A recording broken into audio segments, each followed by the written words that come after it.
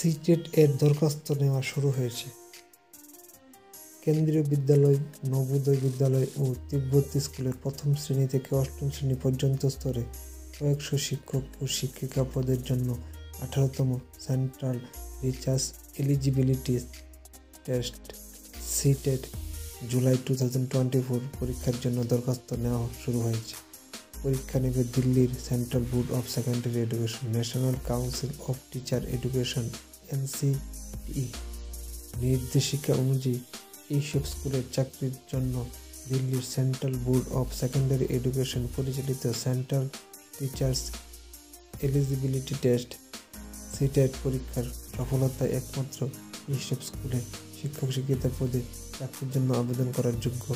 এখন CTET July 2024 পরীক্ষার জন্য দরখাস্ত নেওয়া শুরু হয়েছে।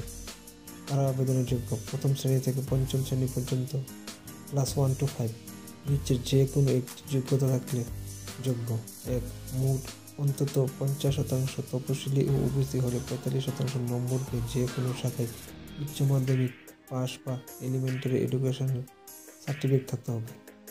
কেন্দ্রীয় 5 পুলিশ সংস্থায় 4187 সাব ইন্সপেক্টর নিয়োগ। সেন্ট্রাল আর্মড পুলিশ ফোর্সে Central Reserve Police Force, Border Security Force, Indo Tibet সীমান্ত পুলিশ ও সেন্ট্রাল ইন্ডাস্ট্রিয়াল সিকিউরিটি ফোর্স সশস্ত্র সীমাবল সাব ইন্সপেক্টর আর দিল্লি পুলিশের সাব ইন্সপেক্টর এক্সিকিউটিভ পদে 4187 জন ছেলেমেয়ে নেওয়া হচ্ছে। তারা কোন পদে যোগ্য? যে কোনো শাখায় গ্রাজুয়েট।